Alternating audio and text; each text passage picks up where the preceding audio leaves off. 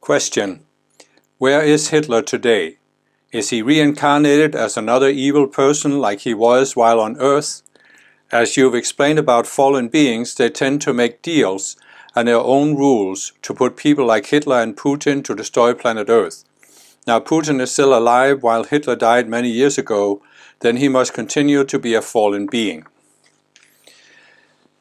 Well, the Ascended Masters have said through me that Hitler is no longer in existence. The conscious you, the life stream that was Hitler and the lower self was dissolved in what is called the second death. So Hitler doesn't exist anymore as a fallen being. He has no opportunity to reincarnate. In terms of fallen beings, yes, it's true that there are fallen beings in the other realms, the emotional, mental, and identity levels. And they are constantly seeking to take over the minds of people in embodiment so they can get them to do whatever they want to do. And the fallen beings have various agendas. I mean, one is to control the earth, another is to destroy as much as they can. So there's actually a division among fallen beings. Some want to destroy, some want to control.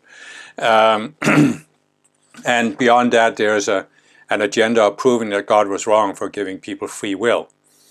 So the kind of the telltale sign, I mean, there are many signs, but the telltale sign of fallen beings in embodiment is that what they are willing to do to prove themselves right or avoid being proven wrong.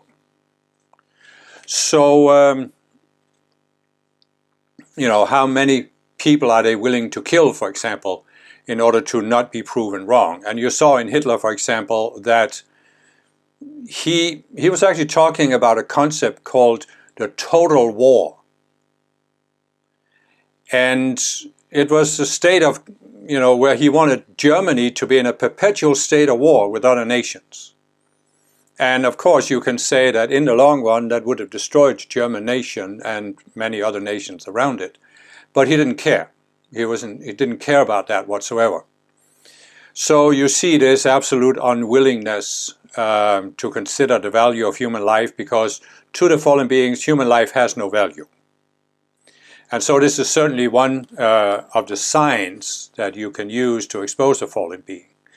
And if you look at the indications about the Russian invasion of Ukraine, there are quite a few indications that they thought this was going to be as unproblematic as when they took over the Crimea.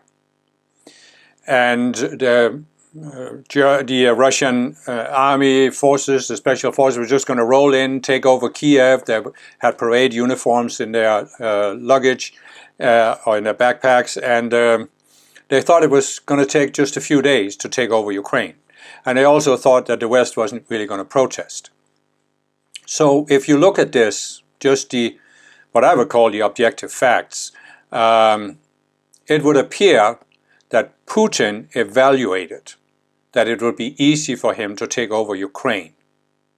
And given that there's still a war going on 2.5 years later, we must say, objectively speaking, that assumption by Putin was wrong. But of course, he hasn't been willing to admit this. And part of the reason is, of course, that in his own mind, he is not willing to admit that he was wrong. Another part of the reason is, of course, his survival as the leader of Russia, because he has sort of set himself up as the infallible, almighty leader of Russia that can protect the Russian people and give them security and give them a comfortable life. And if he was proven wrong, then that would fall apart, and he's afraid that he's going to be out. So what we can basically say is that after the very initial few days and weeks of the war, the continuation of the war has in large part been motivated by Putin wanting to prove that he wasn't wrong. And so if you even look at how they talked about the war, the Russians themselves have talked about it, you can see it's shifted over time. You know, from the denazification of Ukraine to now they're fighting the entire West and NATO. And I would say that part of the motivation isn't just not proving Putin wrong, but also not proving Russia wrong, because in his mind it's one and the same, really. So he probably also has some kind of a goal of proving Russian superiority to the West, because the West is decadent, the West is bad, the West is this and that. And so he needs to prove Russian superiority. And so the question is, these are ideas, you see, what I'm trying to point out. I'm not arguing about it. I'm just saying these are ideas. Just like Hitler had an idea of the superiority of the German race. These are ideas in the mind, right? But real human beings on the battlefield in Ukraine, whether they're Ukrainians or Russians, these are real human beings that are being killed, being blown up, being wounded, dying, being taken away from their families. This is real. The idea in somebody's mind is just that, an idea. So one of the telltale signs of fallen beings is, how many real human beings are you willing to kill in order to defend an idea? We know the answer with Hitler. It was pretty much unlimited. We'll see what it is with Putin.